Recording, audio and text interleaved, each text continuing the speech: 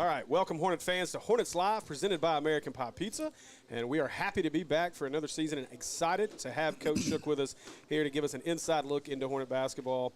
And before we get started, I want to say thanks to our friends here at American Pie Pizza for hosting us each and every week. It's been a couple of weeks since we've been here, and nice to be back here at American Pie Pizza. Absolutely. And I've got the Ed and Stu's barbecue. I don't know if you Looks can pretty good smell right that right now, but that's probably the chicken bacon ranch. I think is my favorite, but that's my second favorite. I love that one, so we load up on that one. But plenty of really good pizzas here at American Pie Pizza to choose from, as well as wings. If you're here on Mondays when we're normally here, that's Wing Monday, 89-cent wings, and the kids eat free. So you guys make sure you get out and see our friends here at American Pie Pizza, as they have been gracious to host us every week, and we're going to be here every week. I think I was talking to Tamsy before, and the plan is we're going to be here every week except for Valentine's. I said our wives might get mad at us if we try to do a show here on Valentine's night, but other than that, we'll be here. So excited to be here, and just welcome back to Hornets Live, Coach.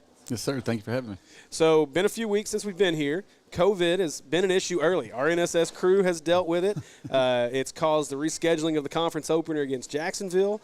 How difficult has it been to stay focused here early with the AMI days and seemingly a lot of unknown each day, or is that just kind of old? You guys are old pros at it now after having to deal with it all last year. Well, that's what I was going to say. You know, last year it was a struggle last year, but I think now it's just kind of par for the course. They're used to it. They adjust. These kids, they're so resilient. They they'll make it work, whatever it is. As far as the basketball side of it, it's one of those things where we tell them every day, you never know if you're going to play it or not. You got to take advantage of it. You've got to make the most of every opportunity you get, because who knows? It could get so bad they may shut everything down and cancel the season. Hopefully not. We'll keep our fingers crossed. But, even night to night, you just never know who's going to play and who's not. Yeah, that's very true. And I know from the education side of it, it's difficult, I think, for some. But we're dealing with it, and now it's a different animal. But with an 8-year-old, 9-year-old now at home, that's a whole different story on AMIs, and we won't get into that. He's grounded from all electronics except for taking Will's job this week. So he's hopefully done. Although he's excited. He's like, hey, I can make money. He's had a blast doing it. So we appreciate everybody that's joined us the last couple of nights, even though we've been without Will, who we're happy to have back, COVID-free.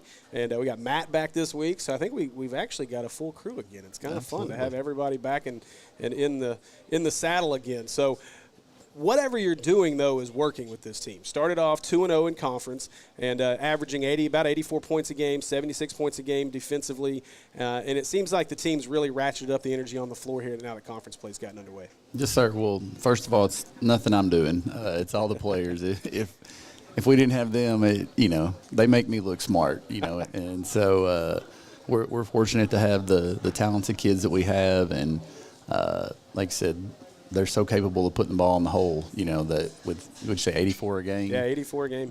That's pretty impressive. Yeah. Well, and you talk about it, I know you talked about this when we had our first show. The goal is to be able to play in the 80s. And you think if you play in the 80s, you're going to win a lot of games. And that's pretty true. You look across the landscape. You play 36 minutes of basketball or 32 minutes of basketball. That's to get into the 80s is a feat in itself. And this is a squad that's gotten into 100 twice. So, yeah. The offense has definitely gotten the job done, and the pace has worked for you guys. And it obviously for us, for Andy and I, and being able to call the games, it makes it fun. It's a little different than I looked at that the Jonesboro West Memphis score last night. I was like, oh man, 43-28. Like, geez, that'd be tough. And good defense is obviously great to watch, but it's exciting, and it's an exciting brand of basketball to watch, and it works. You guys have been extremely successful with it. Absolutely, yeah. That's when I first got the head coaching job, I was told you got to be you. You got to do what you're comfortable with, and I'm a high energy guy on the bench. I tell the guys I'm your biggest cheerleader. I'm over there playing defense on the sideline, and I'm go, go, go, go, go, and then, pretty animated. And I don't think you can do that if you're in a defensive battle and it's, a 30 to whatever game. And if you look at the scores across the state, on average, it's probably 50 or so. Yeah. And that's them coaches or those coaches playing to their strength and doing, what they feel is best for their team. And a lot of coaches have a lot of success doing that. We feel like the way we play, it fits our personnel, it fits our staff. Like you said, it's fun for you guys. The fans enjoy it. A real quick shout out. We've had a fantastic student section. Yeah. The first 2 conference games. They've been tremendous for us. But in that style, kids nowadays, unfortunately, everybody gets so caught up in points. Like that's all kids care about nowadays. And in order to keep them happy and bought in, you got to score a lot of points. And so if you give more guys an opportunity to touch the ball and score, then that's our way of getting them to buy into doing other things. And it is a system that's very beneficial to those players. And we talk about it, and being a guy that I do, most all of our highlight stuff, it is, to the defense of that, if I'm trying to do a bunch of defensive highlights, it's a different thing. But seeing a dunk or seeing a guy hit 7 of 7 threes in a game or you see just the up-tempo, you see a guy like Colby Garland and the passes he makes in transition and stuff like that. Those are fun things to see anyway. And so it is fun, and it's a player's system. And I think that's biggest part where you get the success from your perspective is not only do you have that up tempo, that high energy, but it comes out in your players, and you're able to really get that buy-in because those guys understand that. And you and I've talked about it, that we want to give everybody as much opportunity, exposure, try to get these kids opportunities anywhere we can get them to play at the next level, to continue their education at the next level. And when you play in a system like this, you're right, the points thing is what everybody looks at. And so they're thinking, if I get 15 a game or 20 a game and I can be on a highlight reel and I can do this. Well, if you play within this system, then you're going to be there every night, and you're going to get that opportunity every night to show out what your skills are. Absolutely, yeah. And, and over we've always had this type of system, for 10 years now, but even within that, it's changed. We've had years where it was just one or two guys that pretty much did all of it, and the other guys just chip in a little bit here and there. We've had years where, last year we had 4 guys averaging double digits, and we've done it a variety of ways with different personnel, and there have been some years where it's been really defensive heavy, and it's just the fast tempo because of the defense. This year, defense is kind of non-existent. It's more of a fast tempo because we got so many guys that can score, and that's the other thing is, it's a lot about just that flow and getting in the feel of the game and everything. And with us getting up and down, it makes it to where you can't focus on one guy because we've got 4 or 5 guys on the floor that can all get it going at any point. And so while, yes, our defense is getting better, we've still got a long ways to go, but it makes it really hard for the other defenses, to play that way because we practice that way. They don't, and like I said, having multiple guys that can get going at any point, you can't harp in on just trying to stop Colby or just trying to stop Nico or Carl or whoever. Yeah. Well, and I speak of highlight clips, and we've put several out for the guys, but don't worry. I know you want us all the attention on the kids, and we'll do that. That's where it belongs. But trust me, we're going to have a fun highlight video of Shook on the sideline before the season's over. I promise. We'll get something out there. And I'm still waiting on the cartwheel. I've heard about cartwheels on the sideline. So I was told, my wife let me know when I got home Tuesday night that my son just absolutely loved you guys' comments about the tie and how angry I was with the tie. So we're going to talk about the tie here in just a little bit. So, but let's get into that. Conference play got started on the road. That's the theme of Hornet, not just basketball. Hornet athletics across the board in 2021-22 is playing on the road, but a much different team than last year's without Nick Smith and Corey Washington. The last time we saw them was in the semis of the state tournament, a 30-plus point game out of Nick Smith. And different team this year, but a team that still plays hard, and it showed in that 91-82 hard-fought game to open conference play up. Absolutely. They are much better than I anticipated.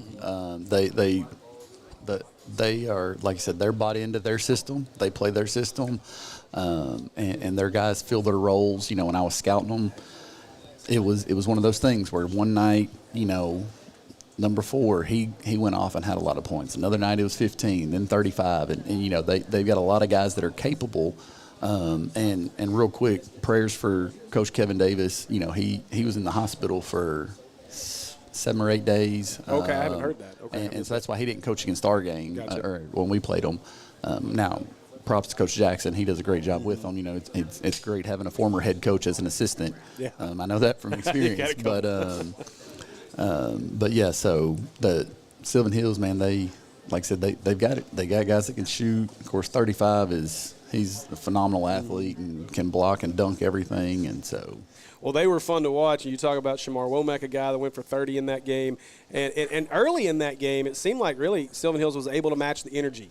And it led to a 28-23. You know, we were trailing at the end of the first period, and it seemed like they were really able to match that energy that you guys were putting on the floor. Yes, sir. The first quarter, they played fast better than we play fast. You know, our transition defense was non-existent. You know, of those 28 points, I'd say 20 of them were in transition. You know, and we talked and made, you know, a few adjustments here and there and kind of got onto them a little bit about not doing that. And I guess, you know, even after talking to Coach Jackson after the game, he was happy with the way they played the first quarter, but he also knew this is our game. Like, you're not going to do that with us for 4 quarters, and it showed, you know, once you got to the second half and especially the fourth quarter. Well, I was going to say, too, you know, you talked about it just then, but, you know, defensively, closing out on shooters was a bit of a problem in the first half. There was a lot of open guys at the three-point line. There was a lot of open breaks, you know, for Sylvan Hills. And so going into the half, a 41-38 game when we're up, what was that the message to the team, that we've got to get back on defense? We've got to play, just got to up the intensity was there offensively. We've got to find it on the other end of the floor. That's it. And that's I tell them every single day, play together on offense, play hard on defense. If you'll do those two things, then we're going to be pretty good. So in the third period, it seemed the guys took the halftime message to heart, and the defensive intensity ratcheted up a bit, and you're able to build a little bit of a lead going into the fourth, up 64-57. Yes, sir. They, you know, like I said, these guys they're capable of playing defense. It's just they're so offensive focused, and that's me. Like, I'm an offensive minded coach. Like, that's what I focus on. We spend too much time probably in practice working on offense, and you know, and I talked to a coaching friend of mine last week, and he gave me some suggestions for some things to do in practice to emphasize that defense and get it better. And like I said, after addressing them at halftime and the entire halftime talk being about defense, they decided, oh, okay, we'll listen and go play defense, and it showed that they're capable of doing that. And it definitely worked, as in the fourth quarter you guys really, and I think more than anything, got into their legs. And that probably speaks back to your conversation with their coaching staff after the game, and that, you know, you were able to force them to play how you wanted, which is always a great thing to be able to do when you're in another team's arena too. To be able to go to their place and play how you want to play is always a big plus. And that led to being able to extend the lead to as many as 20 at one time in the fourth quarter. Yeah. And, you know, a lot of that too, we were in foul trouble first half, you know, and that hurt as well, big time. And, you know, in that second half, you know, Carl was able to come in and give us a big boost. And, you know, the other guys were already doing what they had been doing to give us the lead, but then having his boost that, you know, helped extend the lead, that was big. And like you said, we practice this way every day, so we're used to it. So it does, you know, fourth quarter doesn't usually bother us, you know, and a lot of teams that try to play with us at our pace, it, you know, it shows in the fourth quarter. Well, and speaking of energy, I mean, you mentioned it there with Carl Daugherty and how big he was in that second half. I think he scored all 24 in the second half of that game, and it was just he was on a different level. Now, I think maybe part of that was he was more comfortable. He got the foul trouble early, some interesting calls there in the first half, and so I think, you know, they'd hang around in the game, but I think the biggest piece of that, like you said, getting that extra bump of energy. And we talk about it. We've dubbed these guys the guard shack with your group of really good guards, and it just seems like it just takes. I mean, you got guys that are doing their thing, and then you're going to have one guy that. And I think we talk about it in the pregame every time. Who's the guy that's going to go off tonight? And I think I might have picked Colby in that game, and I think he may have picked Carl. I think that's how it went, and it was almost that way. It was like Colby took things over in the first half, and then Carl picked it up in the second half to really help just push that energy to another level. Absolutely, and even, I mean, not to leave anybody out, but like, you know, against Whitehall, the last non-conference game, Riley came in and stepped up big and hit 5 threes, and so that's, you know, like I said, it on any given night you just never know, and of course Nico's a nightmare for anybody to match up with. Absolutely. So. Yeah, well, you know, we talked about that too, because I think in the post game when we talked to Riley, he was our underdog player of the game in the Whitehall game. That was what we talked about, because I think Colby he had less than 10. I think he only had 9 points. He close to a triple-double. He contributed in a lot of other ways like he does. But Carl's shot was a little bit off in that game. And so that's the great thing. And, I mean, you even look at it as you've gotten into conference play, you know, Dexter White maybe hit a little bit of a slump there for a few weeks, you know, in between, especially in the O-Show and a few those other games. But here in conference play, he's really started to pick it up again. And you're seeing some contributions. He had a nice little crossover last night in the game that led to a bucket that probably should have been an and one. And just things like that where – if this guy's not producing or is just having an off night, it's basketball. You're going to have an off night from time to time in any sport. And so you have another guy that can just come right down and fill in, and that's got to give these guys a lot of confidence as well. Absolutely. And the confidence, that's the key word, especially speaking about Dexter. He started the year, like you said, on fire, was, knocking everything down, and then went through a slump. And, we just talked, and I said, man, I want you to shoot it. Like, if you've got the open look, I know you can make it, and just trying to instill that confidence in him. And, and we talked about if it's not falling, attack. You're quick enough, you can get to the basket, see it go in a few times and work your way out. He's been really good with mid-range in conference. I know, of course, last night he hit the first three of the game, but he's doing a really good job of – he's not settling for that three, and he has more confidence when he's on the floor. You can see it. Yeah. So Sylvan Hills, they hang around, continue fighting down the stretch. I thought it was interesting, and I don't know, I'm maybe curious because, Little Rock Christian implemented the fouling strategy with about a minute and a half left last night. But in the Sylvan Hills game, they got that thing under double digits into the 9-point range.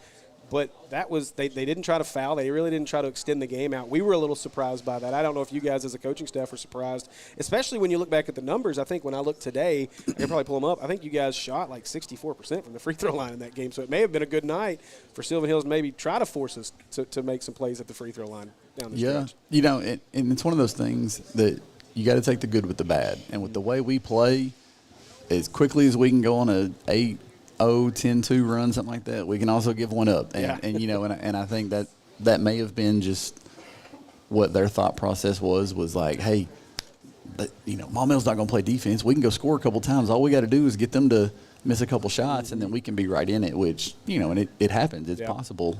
You also risk us going on another 8-0 run and extending it from 10 to 20, but, I'm not sure. I don't know. I probably, if I was in his shoes, would have done that. Looking back, since we got 9 tiebreaker points, I wish he would have fouled us. So maybe we could have got the 10th, because 10's the most you can get. We'd like to get 10 every game if we can, but. Well, it was either way an extremely entertaining game. I know when we left the game, it was a lot of fun. And a new stat that we're going to be tracking this year is the record between you and your ties. So after the Sylvan Hills game, it sits at Shook 1, ties 0. As you were, you took some frustrations out on your tie. So we've had some conversations previously about you're never the emotional one that throws it, but your tie took the brunt of that one on Tuesday night. Yeah, I did that one for my boy, Coach Garrison over at Sylvan Hills, the girls track coach. He used to be my assistant back in the day, and we were talking about it before the game, and he said something about, I only came tonight to see you take your tie off. And I told him, I said, I don't do that anymore. I'm pretty chill now. My assistants are so fired up about everything. I just cheer on the guys. Like, I don't even get fired up about the officials. But there were some things that took place, and so it happened. There were a few, and it just brings me to my reminder that I saw the AAA share it out on Facebook today that we're hiring for officials. So if you want to be an official and you want to see coaches throw their ties down, you can go to the AAA website and you can find out just how you can apply to become an official. In all seriousness, we need more officials, no doubt. Absolutely.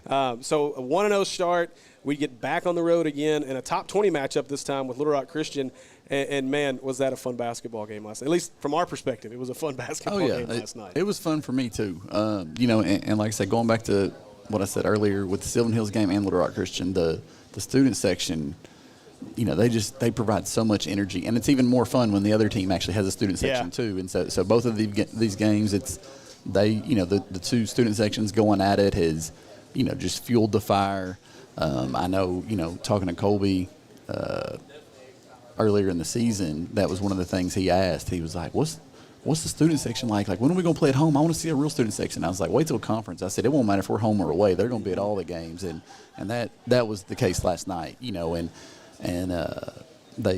fed off of that. Of course, we shot the ball really well, and we got to play. Early on, we were a little stagnant against their matchup, but then once we kind of got to playing our style and getting after it and playing fast, it was a lot more fun to play. Yeah, this was a team that, they came in not a must-win situation for Little Rock Christian, but you get deep into the conference play with an offer, and you start to press a little bit. And I thought, they came in with losses to Parkview and Sylvan Hills, 0-2 in conference before that game.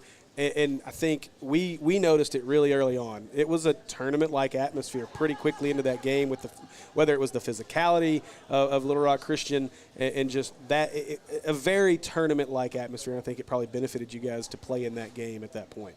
Absolutely.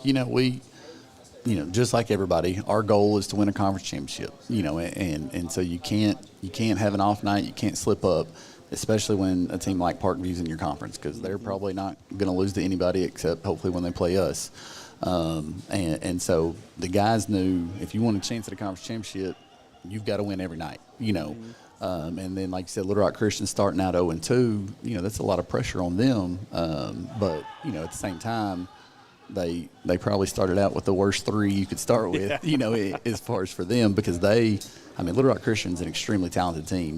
They've got really good athletic guards. They got guys that can shoot the ball, and of course they got the big man inside. They've got everything you want, and Coach Finley does a great job with them over there. Finley does a phenomenal job, and if you're from the state of Arkansas, you know what you're getting into if you're going onto the floor with three Williamsons on the floor. You got Coach and you got two others on the floor, and so that made it a pretty exciting game, an exciting first half. The first period really tightly contested.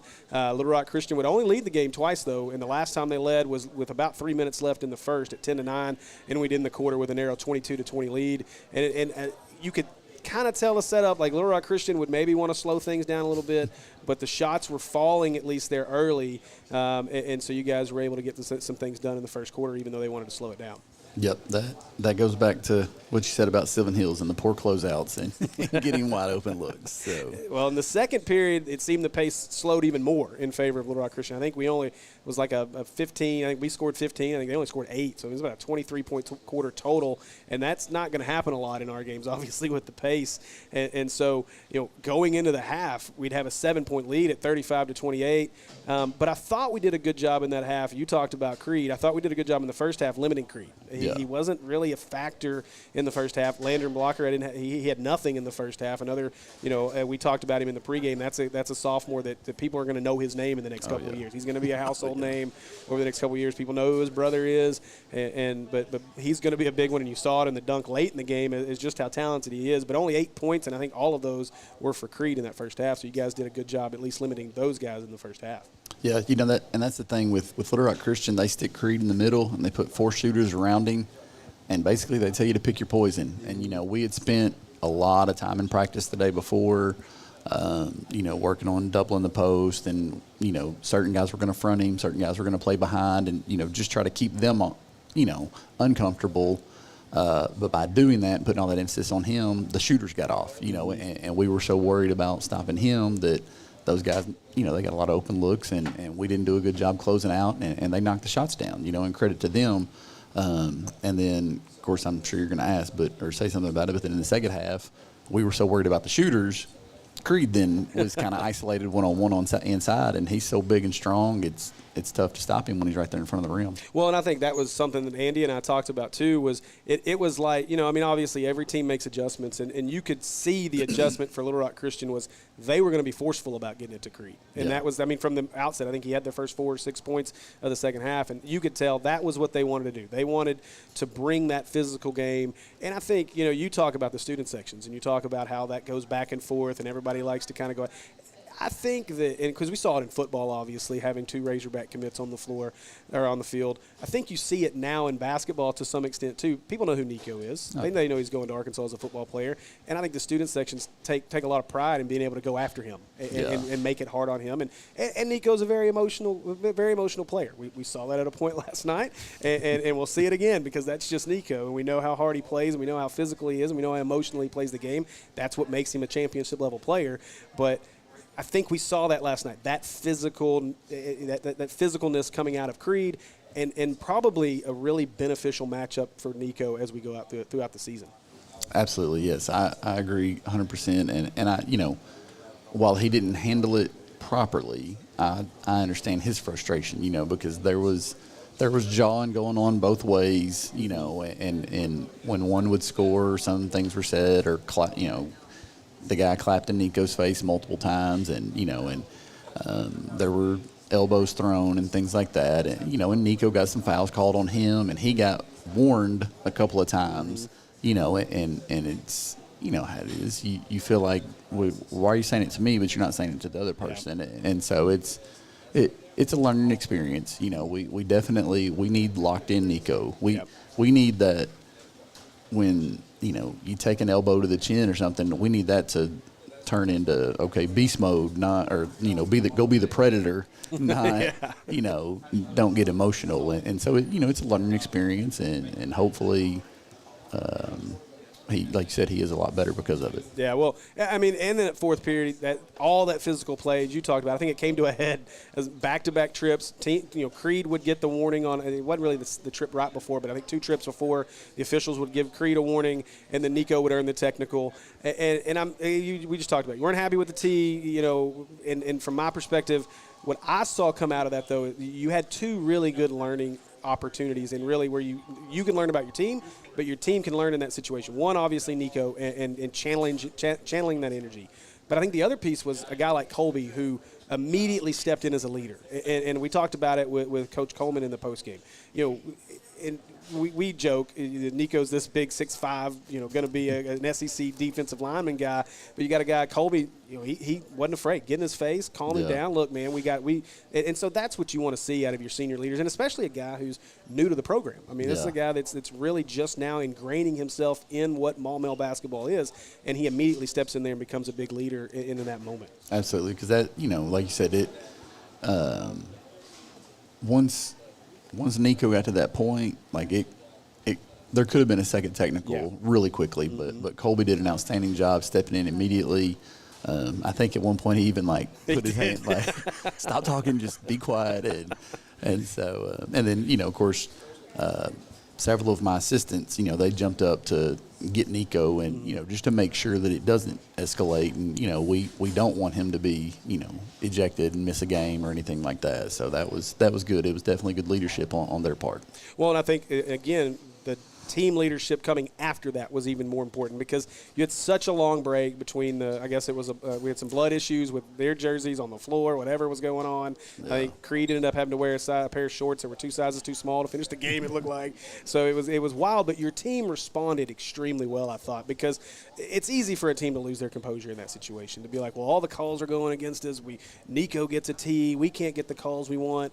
But instead, those emotions were running high. The guys seemed to channel it, and you guys would hit 10 of 12. We talked about it, you know, the 64% free throw shooting in the Sylvan Hills game.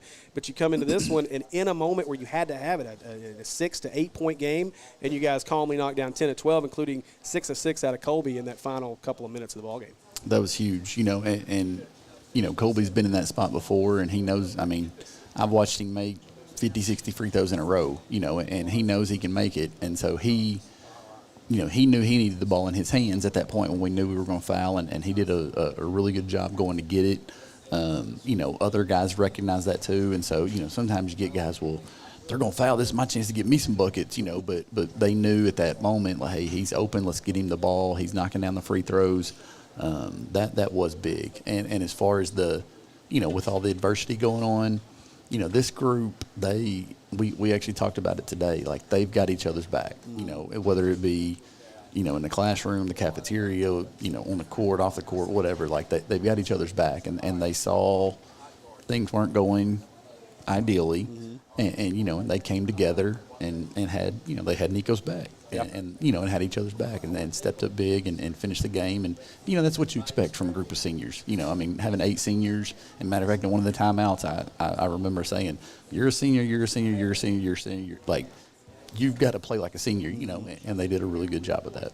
Well, all that led to another victory, 77-69 win over Little Rock Christian in what was a big top 20 matchup. Now, I would assume we'll see what our buddy Kyle Sutherland does with it, but I got to figure Little Rock Christian will fall out of that top 25 with those 3 losses. But they'll be back. That's a team that's going to figure it out before this season gets over with, and we're going to get them again in a few weeks, and we'll see where we are when they come to our place. But 2-0 in conference is where you are right now, and that's the goal. That's where you want to be. That's most important. That's all that matters right now. So, all right, Coach, well, we're going to take a quick break so we can eat on some of this Ed and Stu's barbecue pizza. And when we get back, we're going to talk with senior guard, Mr. Colby Garland. Sounds great. All right. Creed with the fadeaway. That's short. Garland with the rebound. Quick pass up ahead to Carl.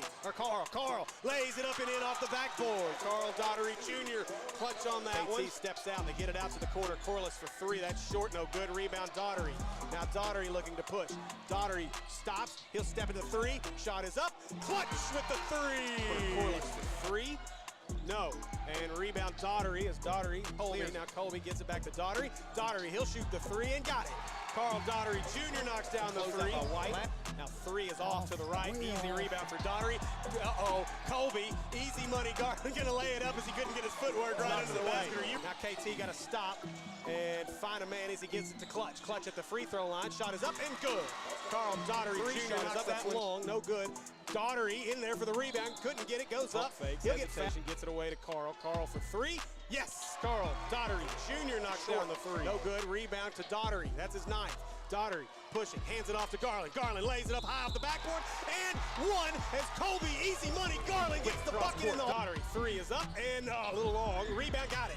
That's Carl with the shot is up and good. Carl Daugherty Jr. gets that one.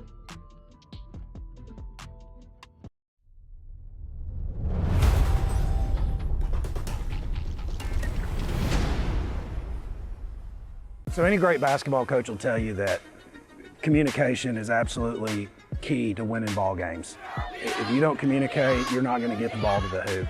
At Cornerstone, we feel the exact same way about the mortgage process. We have to communicate to you. We want you to know where you are every step of the way.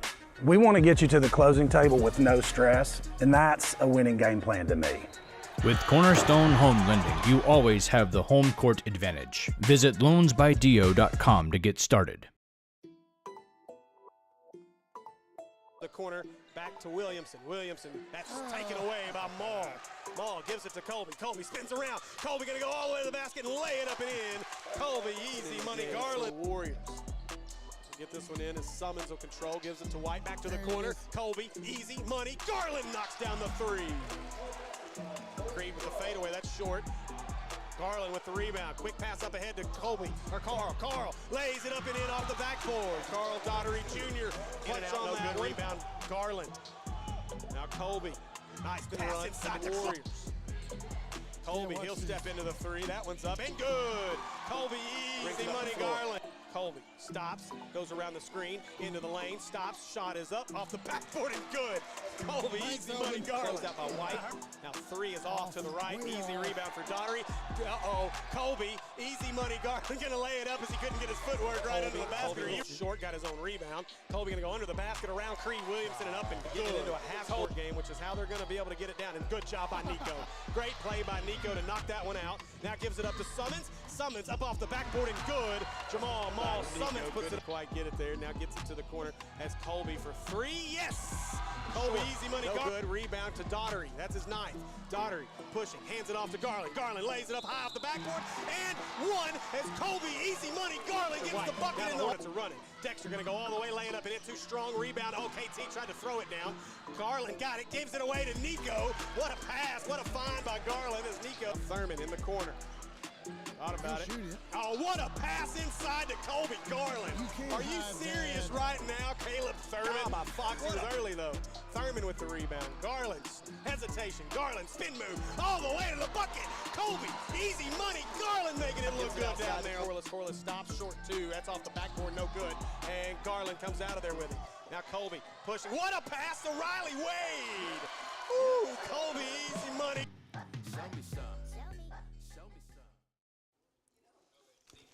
All right, welcome back to. Well, there's a serious reverb there. You need to fix that.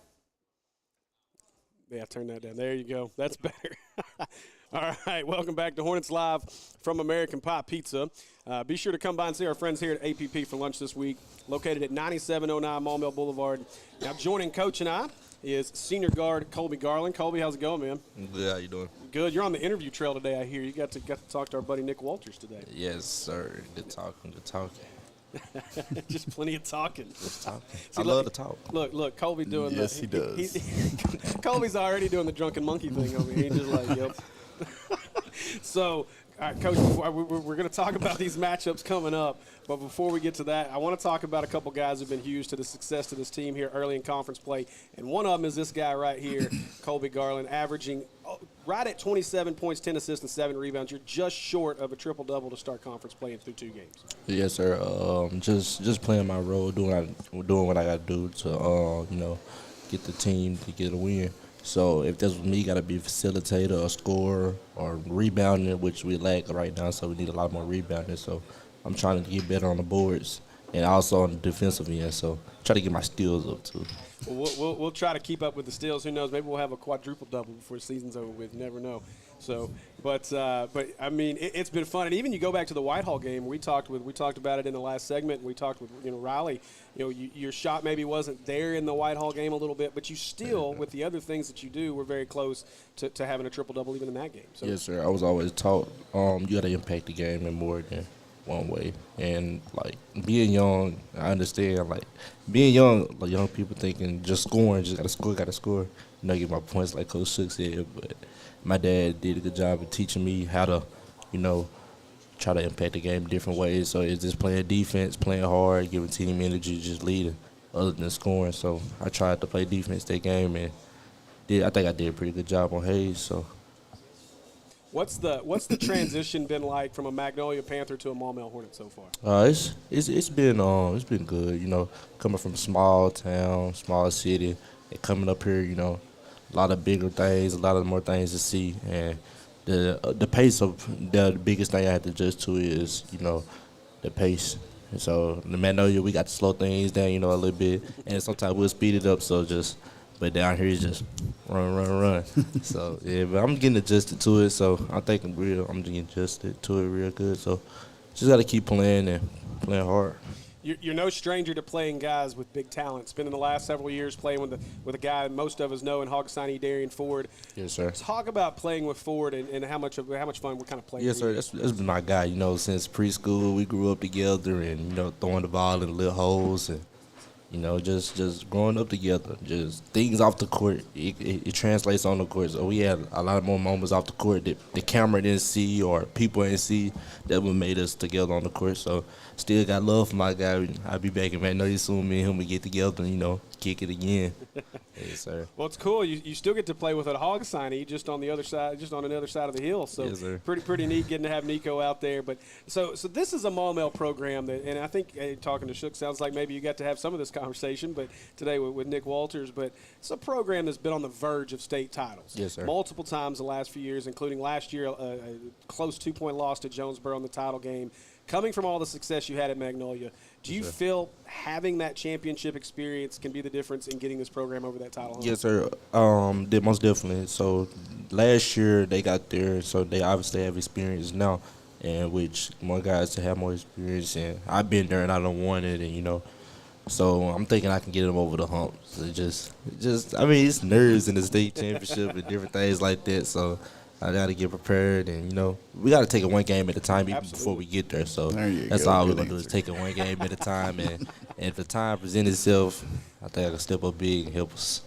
As a coach, Shook hates this conversation because you get to looking ahead and thinking, oh, we're already there, and you've seen it last year. I mean, Andy and I talked about it. In the girls side of the tournament last year in 5A, Little Rock Christian was the runaway favorite, and they get beat in the first round, very first game of the whole thing. Yes, sir. I mean, without a a timeout call by Marion last year, we probably aren't even playing for a state title last year. So many things can happen between today and that game. But obviously, you guys have got the talent to make that run. It's putting it all together and just continuing to go game by game. Obviously, the next game from a coach's standpoint is Hall, and that'll be the next big one, and get that one out of the way. But you're here. You're hoping for that title, and you got the opportunity to play for one with another guy who you're really familiar with in Carl Daugherty Jr. How nice is it to have that familiarity on the floor? Yes, sir. Ever since AAU, I played with him. I just learned that he was a scorer. He's just a natural one scorer. He got a nick for the game, got a great shot. His dad worked with him very good on the shot, and so he's going to UCA next year. He's a great big-time player, and it's the reason I got my assist right now is just pass it to him. Just let him shoot it. He'll make it. So it's good playing with him, and he's worked so hard on this game, and he deserves a ring. So that's what we're going to try to give him. And we talk about those assists. Obviously, playing with a guy for that long, you have that comfortability where he's going to be on the floor. You know what he's going to be doing. But what goes into that? I mean, because there are times, there's some passes you make. I mean, there was a couple of them over the field. Like, there's been a behind-the-back pass, I think, in the lane one time. But just though, I think the ones that I'm most impressed with is I think the guys with COE shared one out today on Twitter. But the full court pass, just the that diagonal full court passes, those to me just incredible. The amount of oomph you can put on that ball when you make that pass. Yes, sir. You always got a split second to throw the ball in there. I mean, the hole is that big, and you just gotta zoom it there, zip it there fast. And I always keep my head open. I drill, but that's a big thing. I mean, most people look down with the ball in their hand, so you got to keep your head up. And once you see them, you got to hit them quick. Defense in high school, they're going to move fast, move quick, so that's all it's about. And put it in the right place. So you haven't gotten to see too much of the 5A just yet. No, sir. But what is the difference? What do you see as the difference between basketball and 5A versus basketball and 4A? Just more physical, just that simple, physical and fast. I had to get in the weight room. Coach Shook did a good job putting me in the weight room. I see I needed that, so I had to get in the weight room. Get in good condition because it's fast paced and it really never slows down. And which in 4A we can slow down and we get a little ticky tack calls sometimes, but 5A. So you better be ready. Yes, sir.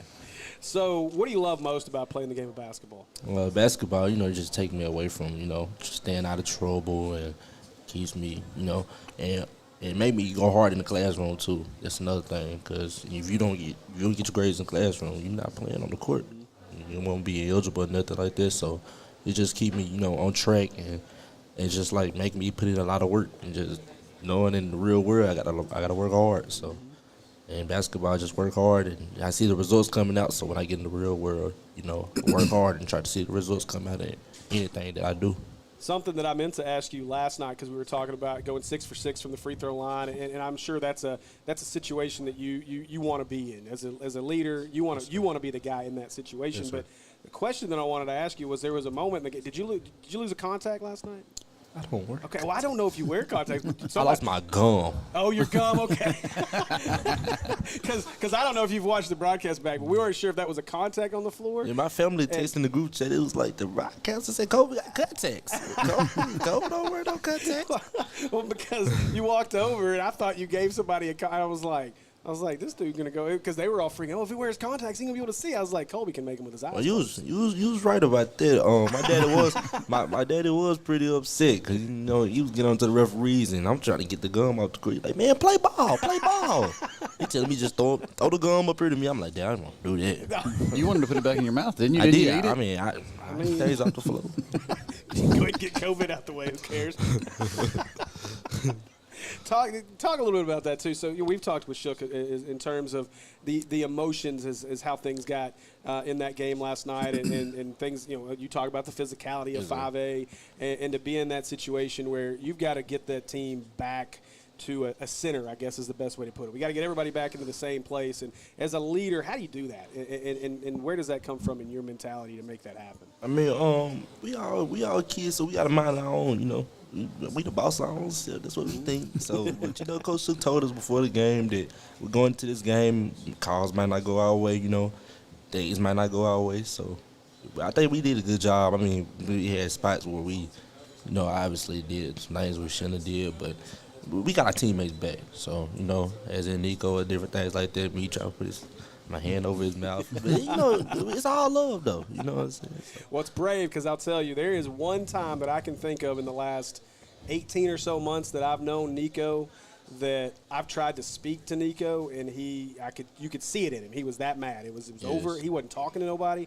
And there was a moment after a game last year where I don't even know what happened, but I walked into it and Nico was irate, and there was no getting. You weren't getting in front of Nico. You weren't talking to Nico. You weren't having anything to do with it. So for you to jump in front of Nico, you better than me, because that shows how much of a leader you are. Because I don't know that I wasn't jumping in front of Nico that night.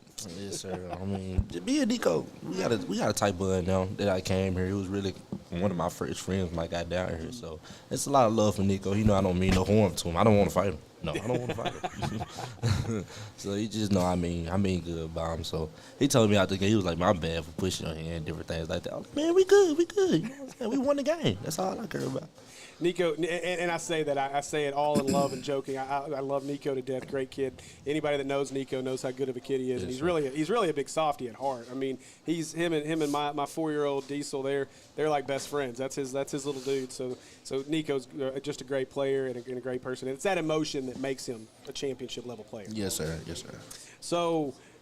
Another guy I want to talk about as we continue to kind of talk about some of these guys that have really made an impact so far here early on, and we just talked about him a little bit, was UCA signee Carl Daugherty Jr. He's also been equally impressive, averaging 22, 7, and 3 here early. And I think the biggest piece is, last year we saw a turn with Carl when it seemed like late in the season, really the state tournament. He was a guy that went from, I'm going to just sit back, catch and shoot threes, to I'm going to get to the rack. I'm going to take this physicality. And we joke because it was the day that Band-Aid earned his name. Yeah. But the cut, that was like the turn. When he got cut in the face, it was all of a sudden this was the new Carl. Like, he was going on the rack. He didn't care if he came out black and blue. And so we've seen that from Carl, but we saw maybe something a little different. You talk about rebounding being an issue. You guys are still trying to figure all that out. And the guy goes off with the night he had last night with a double-double with rebounds, and I think he had 11 or 12 total last night. So a huge game on the rebounding side from Carl last night as well. Carl's always been a really good rebounding guard. Last year, of all the guards, he led the guards in rebounds. He's just got a knack for the ball. He's got the IQ. He understands where the shot comes from. The rebound's either going here or there, and so he's able to get there and just be ready for it. And I will say, in addition to that, here lately, his athleticism has improved tremendously as far as when they like to do little dunks and stuff at the end of practice or whatever, and he did a 360 the other day. He's done some windmills. He wasn't doing that last year. No, not at all. That was something that we noticed, even talking with Carl and talking to his dad before we started the season, was there were some videos that he'd put out from dunking, whether it was in the summer league games or just in practice in the gym, throwing some down, and that's new. That wasn't something we saw out of Carl last year. And the cool thing was it didn't take as long earlier this year. We finally got to see him get one in a game, which was a lot of fun. So another guy to me who's really been coming on strong, and we want to make it equal. We want to give everybody love. We've talked about Dex. We've talked about all these guys, and you've got a great group of guys out there. But a guy that's been really coming on strong since Neosho and has continued into conference play is Jamal Summons. This is a guy that we call him the energy guy, glue guy, whatever you want to call him. But so far, conference play averaging 7.7 rebounds, including a 9-rebound performance against Sylvan Hills. Absolutely. Jamal, he's just like Colby said, it's an adjustment. The way we play is different than everybody else. He came from the most extreme different as possible. But so it's taken him a little while, but he's gotten it figured out. He's adjusted, and he does, like you said, all the little things. He does those things, and it's what's gotten him time on the floor. And it's like I told him, and a lot of the guys early on, I said, if you want to score more, you got to do something to make us want to put you on the floor, because the longer you're on the floor, you're going to get opportunities. With the way we play, you're going to get opportunities, but you got to earn your way on the court. And the more time you can earn, and he's proven, like you said, with those rebounds, getting his hands on some deflections and steals, and like last night, Nico, he got in some foul trouble, so Jamal stepped in and was able to guard Creed, and just being able to do those things, being versatile, understanding his role, and contributing, where we need it, has bought him more time on the floor, and so it's given him more opportunities. Another guy, and I didn't have him in my notes, but another guy that I think is worth talking about and just what he's been doing. And this is a guy that we've talked about a lot, a guy named Caleb Thurman, and I've always tried to come up with a good nickname for Caleb because we just call him KT, and maybe you guys have got a good nickname for him, but I was thinking about this earlier today when I went back and was watching the video. He's not scoring, KT, he wants to go out there and score 30 points a game if he could, but and I hope he understands where his role is coming right now, because his ability to do the dirty things when he's locked in. The rebounds, the 5 to 7 rebounds a game. He had an assist. There was a play between you and him late in the game yesterday where you kind of okey-doked your way around behind a guy, and the pass by KT was just perfect, just a beautiful play. Everybody was fooled except for the two of you, and it was just a phenomenal play. And so to see KT continue to try to grow those different aspects of the game, especially over the last couple of weeks, has been fun. But the other thing, and we saw this some last year, I think we joked about it in the I think there was a moment last year, and I have to go back and find the video because I think we made a video out of it, but where he's, and this is the nickname, I think he's a gnat. He's that guy that will annoy you to death any chance he gets on the floor, especially defensively. I don't mean that badly. I mean it from a defensive standpoint. He's going to get in your face. If you annoy him, he's going to stick his face in your chest, and he's going to annoy the absolute living life out of you, and you're going to go crazy trying to be on the floor with him. Am I wrong? No, you're not wrong. You're not wrong. You're right, and I will call him that from now on. It will have multiple meanings behind it, but that will definitely be his nickname. So see, we did it. There we go. We got that one out of the way. So a last group that I really want to give credit to, and we've talked, and this is a group, not a player, but we've talked about them. That student section, man. I know we've talked about them. We bragged about them throughout the show, but it seems to grow every week, and, man, do they bring some energy on the road. Absolutely. And I was actually having this conversation with a teacher today whose son is one of the guys in the student section. And I was telling her when I first got the job, that was one of my goals early on was I wanted to encourage and do what I could to try to get the student sections because, it's like I told her, these kids aren't going to remember third period English or fourth period math, but they're going to remember being at Little Rock Christian and all the trash they got to talk and all the winning and they're building memories. But in addition to that, it's that building the culture for the school, just the school climate as a whole, making it a place where people want to be. The kids are having fun. The kids, there's some pride. Kids want to wear Maumelle gear around town or, wherever when they go places because, when these guys are playing the way they're playing and we're having success, people want to be a part of it, and it's been a tremendous, group, this group of guys and girls that we have, that lead it and make sure everybody get there and, have the themes and lead the cheers and chants and all that. And so they're phenomenal. They're an integral part of the success we've had. Well, and it's not just during the game. It's at halftime too. You got Mr. Tumbler, James Whitley out there who just puts on a show. I don't know if you guys have seen the video of the halftime show he put on. But he had all kinds of fun putting on a show at halftime, having a tumbling competition with the Sylvan Hills cheerleaders. So just a lot of fun, and it's a great group. And we've actually we joked about this in preseason, and now that we've got Mullet back, we have a goal. I got to show you something real quick because I'm actually kind of excited about this. But we're gonna have Mullet night. We are, and it's coming up in just a few days. Our good friends. Oh crap! I got to find it. Where's my orders at? There we go. Life. So this is gonna be if it'll ever wake up, and we'll share this. But because we got to make sure that the student section knows, because if the student section has any of those, it's on. So I found a couple of mullets on Amazon for $15 a piece. And that's going to be against Benton, and right? That's going to be against Benton. There's some reasons behind that. Oh, yeah. So you guys are well, most of you are aware. We may have to explain to Colby the reasoning behind that. But we're going to have a lot of fun with that, and we're going to dub it Mullet Night on Tuesday night. So we're looking forward to that one. But we'll talk about this first game that's coming up first as we get into some of these games. First off, how excited are you to see that student section in full force at home this week? I'm as big as it's been on the road.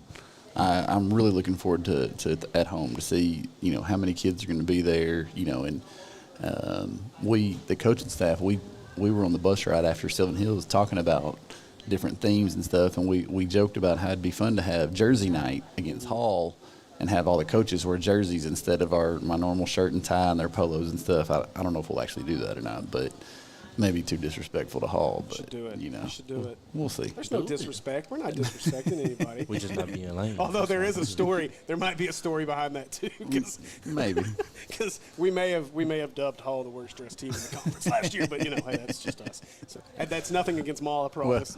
And I can promise you this: if we're going to wear them, it's going to be the original jerseys that Maumelle had when they actually were large and extra large, not the mini jerseys that we have this year. Because I know that Coach Hall has lost 100 pounds, and he can fit into one of them. But if you've seen the rest of the staff, they can't fit into an extra large jersey from this season. So. Well, if you come across a couple of extra jerseys and you do it, let us know. We'll jump in on that one. Sounds we'll good. wear them there because we hope, and just a reminder, we hope to be courtside for the broadcast on Friday night. We want to be huge thanks to Lisa George with Remax Elite for making that happen and allowing us to be able to get the gear to make that happen. So awesome. We'll figure out the layout of that. We're going to get there early Friday and make sure everything's going to work out. But that is the plan, is to be courtside, and Andy and I will do our best to be on our best behavior and not catch a tee. So perfect. We'll be nice I'll talk to Mr. officials. Whitley and whoever else is in charge of the student section and figure out if that'll be the theme or not. Because it'd look pretty silly if it was just us. If it's Right. not, it needs to be the theme for the student section. Well, I'll be sure to get with Whitley, and we'll talk about the mullet night for Tuesday night. But the broadcast crew will have the mullets on, so it's going to be a lot of fun. We're looking forward to it. But let's talk about that Hall game. I know they've had to reschedule a couple. You and I talked. It looks like they should be able to play this Friday night, it sounds like. So talk about that matchup. Obviously, this is a Hall team that is they're down, but it's a team you can't look past. Can't look past anybody in 5A. I don't care how bad you think they are. You got to come out and play every single Tuesday and Friday. Absolutely. In conference play, everyone's going to be prepared. At this point in the season, there's enough film out there. They are going to have scouted us. They're going to be prepared. They're going to, I don't know what they'll do, but they'll try to throw something at us to, make us have to make adjustments, which we'll be prepared for. But then, like we mentioned earlier, they are polar opposite. If they go into that four corners and stall and try to hold it, that makes our guys uncomfortable. And they, in the past, they've been able to beat us doing that, and not because necessarily they were better, but just because our guys got so frustrated that it turned into, well, we're just not going to play defense. Just go hurry up and go score so we can get the ball back, or we don't get the ball enough, so I got to get mine. I got to hurry up and shoot and force stuff. And so hopefully we'll come in locked in and play good defense to prevent them from being able to do that. And who knows if we're able to come out and set the tone early, we may make them look silly and see if they'll hold it when they're down 20 or 30 and see what we can do. Well, it's too bad we don't have a shot clock yet in 5A because, man, Andy and I are going to have to come up with some things to say hopefully in the second half of that ball game. So after that, we play a Jacksonville team on Monday night, makeup of the game we didn't play to open conference play. Jacksonville, I saw them play in the I think it was Morrilton, and watching them play, you can see the athleticism from that team. They've got some athletes on that team, but they've actually played really well here to open the season. Been very. If Monty's watching, I don't want you to think that I'm trashing you, but they've come a long way since that tournament, and they've won a couple of big games over BB, 61-53. They beat Benton last night by double digits, by 16. So this is a Jacksonville team that, if nothing else, they're coming in with some confidence in that game on Monday at their place. Absolutely. Well, and it starts with Coach Joyner. I know Monty probably wants the credit, but Coach Joyner gets the credit. He's the head coach, and Monty helps a lot, but he does such a phenomenal job with every year. That's why he's got the state titles he's got, and he's had all the success he's had. But like you said, they were athletic, and they're always going to play good defense. They just couldn't score. If you look at their scores from early in the season, it was rough. It was low. But if you remember Christian Moore that was on the team last year, he had transferred and went to a prep school, and then came back, I don't know, in December, I think. And so he wasn't able to play until this semester, and he gives them that spark. Last night he had 27 against Benton, and they scored, I think, 70, what'd you say, 72? 78. Yeah. And so that was the missing piece they needed. They have the athleticism. They have the defense. They've got some guys with some size. They just needed that scoring and the spark that he provides. He's capable of going for 30 any night. And so that's what they need. he can tell you he used to play AAU with Christian, and so Colby knows. Yeah, Christian's a really good player. I mean, from my perspective, look forward to seeing him out there, but look forward to seeing us getting the better of him for sure. And I say obviously Coach Joyner, the head coach there. Monty's a buddy, so I like to give Monty a hard time anytime I can. But then after that, Tuesday, a busy week obviously next week. Hope if everything works out, we'll have 3 games to get under our belts next week. And but we'll stop with the Tuesday game. But Tuesday we welcome the Benton Panthers to the Hornets' Nest for Mullet Night, and what should be an exciting matchup. Benton hadn't fared so well early, and so I'll say this, just so we're both Bryant guys, so there's a Benton issue here. You know, we don't like Benton. Okay, we're not allowed to like Benton. So it's a Hornet thing. It's a Panther. I'm speaking for Shook right now from my perspective. Yeah. I don't care for Benton very much. And then there's more to the story that we'll talk about later. But this is a Benton team. I mean, they scored 36 in a loss to BB, 39-36 ball game, and then of course score 62, but lose in that game against Jacksonville 78-62 last night. You obviously know what you have in Cam, in the very talented player there. I don't know much else about that team and what else they may bring to the table. I don't know if you remember the big kid that played. He played limited minutes last year, and he struggled. But he has put in a lot of work, and he's a factor for him now. I mean, he's a presence inside. He can score now. You know, when he get. It won't be like last year where I was yelling on, let him catch. We want him to have the ball. Like, we're going to be, yelling, deny him, don't let him catch this year. He does a really good job. And as always, they got a couple kids that can shoot it, really well. Coach Hendricks, he's opposite of me as well, whereas we're more of a motion type offense and teaching concepts and giving the kids the freedom. He wants to run a set play every time down the floor. If they don't get the shot they're supposed to get, pull it out, run another set play. And so it's a lot more structured and disciplined. And so that's, it just like Friday, it'll be a contrast in styles. And so it'll just kind of be whose style can overpower the others. Well, it'll be interesting. And Benton, obviously a team you can't take lightly. We figured that out last year in that, the de facto conference title or whatever you wanted to call those games we played after COVID and everything. And they came in and beat us there late. So always got to be prepared to play against those guys. But I'm personally looking forward to it. Looking forward to this next 3-game stretch. It's going to be a lot of fun.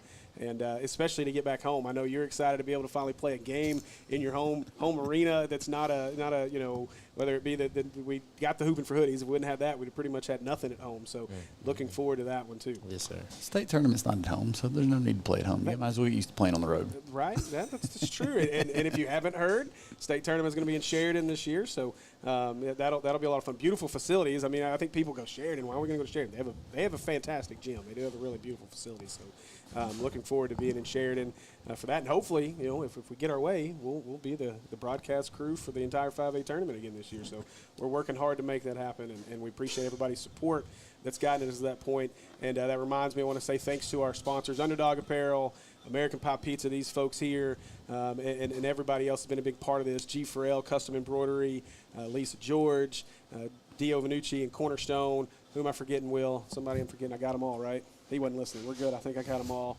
But we appreciate everybody being such huge sponsors and really being there and helping us to be able to do this right here and help really elevate Maumelle athletics and really these guys and help get them NLI deals with easy money on the sweaters because that's shout out Easy Money. That's right, easy money. Easy money. Get with it. All right, well, Coach Colby, appreciate you guys joining us. That's going to do it for us for Hornets Live tonight. I want to once again say thanks to Tamzy and her crew here at American Pie Pizza. Please get out and support our friends here and tell them thanks for being such great supporters of Maumelle Hornet Athletics. Y'all have a great night, and we'll see you Friday night at the Hornets Nest. Go Hornets. Thank you. Go Hornets. Go Hornets.